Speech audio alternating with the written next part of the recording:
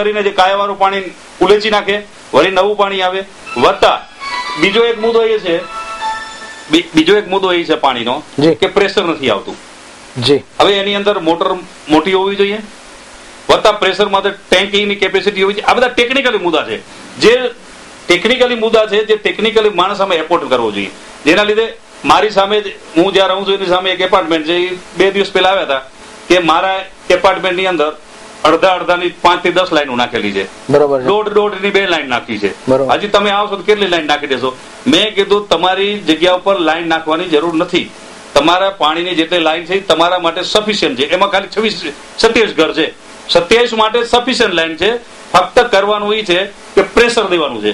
પાણીનું પ્રેશર આવશે એટલે તમારો પ્રોબ્લેમ સોલ્વ થઈ જશે. આ કઈ મોટી વસ્તુ નથી. એટલે સમસ્યાના મૂળ સુધી આપણે જવાની જરૂર છે ખરેખર.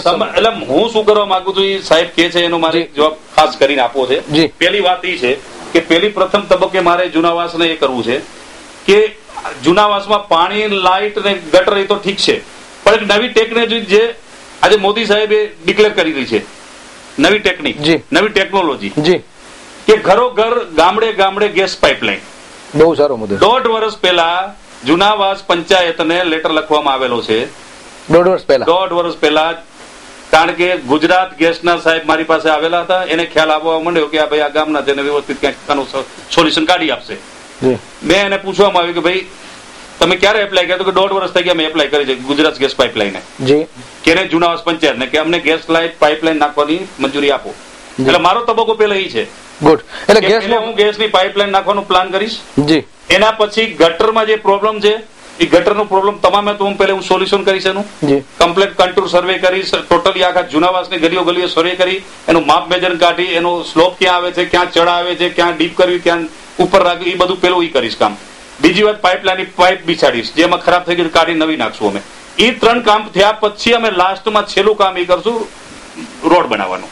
જેના લીધે શું થાય, ઘડી રોડ તોડીને નીચલી પાઇપલાઇન ખરાબ ન થાય.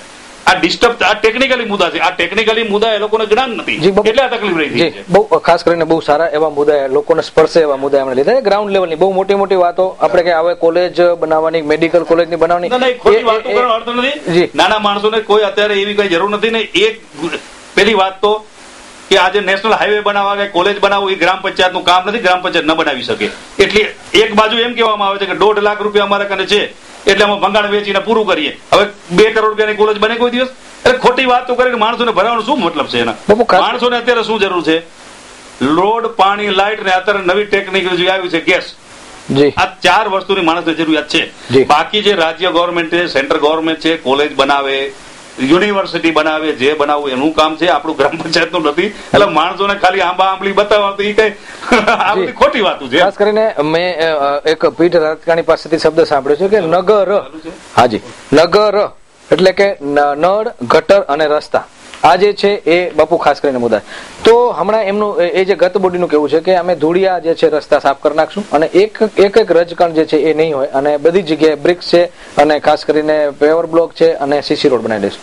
પરિસ્થિતિ શું છે અત્યારે માધાપર? અત્યારે પરિસ્થિતિ એ છે કે જે રોડ ડિપાર્ટમેન્ટે અને વાસ્મોની જે લાઈન નાખી તેને ડેથ કરીને 40 લાખ રૂપિયા કઈ આપ્યા અને 8 લાખ રૂપિયા બોરના આપ્યા.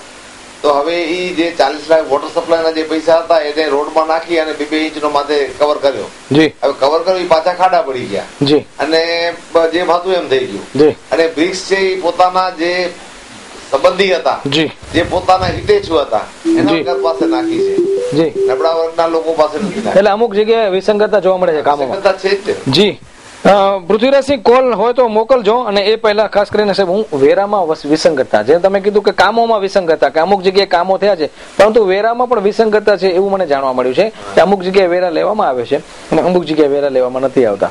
એ શું છે ખાસ કરીને? હવે વેરામાં એવું છે કે જે ગરીબ અને મધ્યમ વર્ગના માણસો છે, જેને જરૂરિયાત રોજિંદી પડતી હોય, દાખલાની છોકરાને સ્કૂલમાં ભણાવવાના હાથે, એટલે એ વેરાની માંગણી કરે, તમે વેરા ભરો, આ ભરો, તે ભરો. અને જે સક્ષમ માણસો છે એને કહે છે તમે ડોનેશન દો. એટલે આ તો એ લોકોનો શિરસ્તો થઈ રહ્યો છે. પંચાયત ધારામાં, કાયદામાં જોગવાઈ છે, કોઈ વેરો લઈ માગવાની કઈ જરૂર નથી. અને એટલા બાંધકામની મંજૂરી અધરલોથી આપી છે કે જેના કોઈ ઠરાવ પણ નથી થયા અને એમાં જે સરપંચશ્રી આપી દીધી છે. બરોબર? એટલું નહીં, સરકારની જમીન હોય, કાજે દરબારી શાળા છે એ હેરિટેજમાં ગણાય. હવે એની બાજુમાં બિલ્ડિંગ ઊભી કરી દીધી, એમાં લાખો રૂપિયાની ચીટિંગ છે. કાયદેસર કેની જમીન છે, શું છે કોઈ જોયું? આજે એને કોઈ પણ માહિતીમાં કોઈ કરે તો આજે કોઈ રાજકીય રીતે દબાણને કારણે આપતા નથી અને કઈ કરતા નથી. આવી જમીનનો ગેરઉપયોગ ઘણો થયો છે. હું તો કહું છું, મારી દ્રષ્ટિએ તો ઓછા 4 થી 5 કરોડ રૂપિયાનો ભ્રષ્ટાચાર છે ખાલી માધાપર જુનાવાસમાં. ખૂબ જ ગંભીર ઘટના છે. રાજુભાઈ, ખાસ કરીને સ્લમ વિસ્તાર માટે આપની કામગીરી શું હશે? અને ત્યારબાદ જે નાના હમણાં રેકડી ધારકો હતા અને એમને બી ડિવિઝન પીઆઈ પીએસઆઈ ઉપાડીને લઈ ગયા. એકચ્યુઅલી એવી ઘટના આજ દી સુધી મેં જ જોઈ. કોઈ રેકડી વાળો ઉભો હોય અને પોલીસ વાળા એને જેલમાં નાખી દે અને પછી એક માધાપરના રાજકારણી જઈ અને જામીન કરાવે છે. તો હવે આ એક ગંભીર ઘટના છે. આશાપુરા ન્યૂઝમાં દેખાડ્યું હતું અને રીતસર એ વેપારીઓ રડતા હતા કે 40 વેપારીઓને તકલીફ પડી.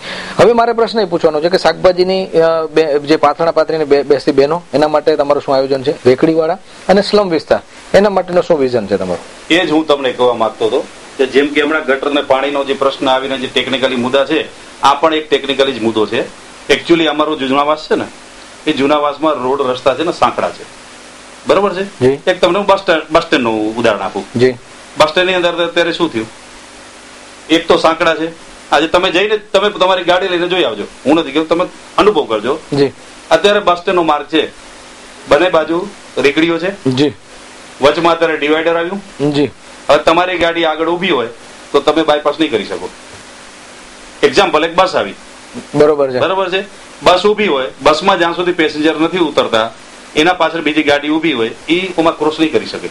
શું કામ? ડિવાઈડર આડું આવે છે. અત્યારે એનાથી પહેલા શું કરવું જોઈએ? આજે ગ્રામ પંચાયત છે ને, એ ગ્રામ પંચાયતની જગ્યા કહેવાય, બરોબર છે. જો એ ગ્રામ પંચાયતની જગ્યા હોય, જેટલો વિસ્તાર, એ વિસ્તારને આપણે શું કરવું જોઈએ કે કોઈ નાના મોટા સાઈડમાં કોઈ કોટલા આવેલા છે, આજે નાનું મોટું કોઈ દબાણ કરેલું હોય, દિવસ સજા કાઢેલા છે, બધું બધી જગ્યાએ દબાણ કઈ જ છે, બરોબર. તો એ દબાણને પહેલા આપણે હટાવી થોડુંક પેડે પોડું કરવું જોઈએ, પછી ડિવાઈડર નખાય. પછી અત્યારે જે રેકડી વાળા જ્યાં ત્યાં ઉભા છે એની પાસે બી આપણે પંચાયતે એક જગ્યા નક્કી કરવી જોઈએ.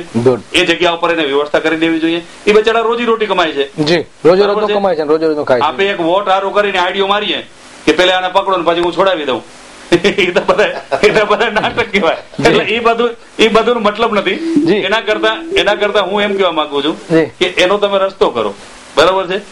એ શું રસ્તો કરાય એને કે કોઈ બી જગ્યાએ, ઘણી જગ્યાએ લોકેશન પડ્યા છે ખોટા દબાણો આ તે જગ્યાએ, એ જગ્યા ઉપર એ લોકોને એક જગ્યા આપો. આજે એક્ઝામ્પલ આપું, મારી પાસે એવા 2-3 જગ્યા મારા નજરમાં છે કે ભાઈ શાક માર્કેટ એક બનાવી દો. આજે શાક માર્કેટ પંચાયત બનાવી શકે છે, એના ડોનર બી મળી શકે છે, ગ્રાન્ટ બી મળી શકશે, બરોબર છે. તો આ પ્રશ્ન હોલ થઈ જશે. આજે પોલીસનો પછી પ્રશ્ન ક્યાં આવે છે પકડવાનો? ખાસ કરીને પોલીસ પકડે તો એના બી ટ્રાફિકના લીધે પકડતા, ટ્રાફિકના પ્રશ્ન, બરોબર છે.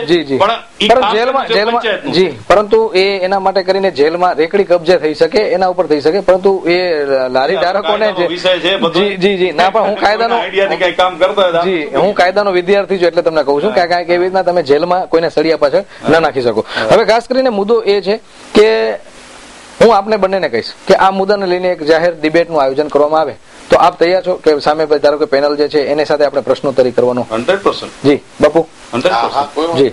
ખાસ કરીને આ એક તમારી એક સચ્ચાઈ દેખાડે છે.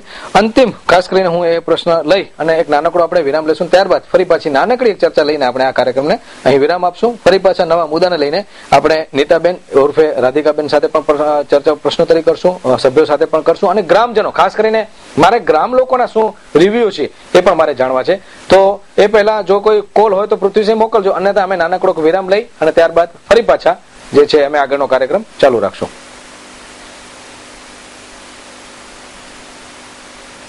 જી પૃથ્વી.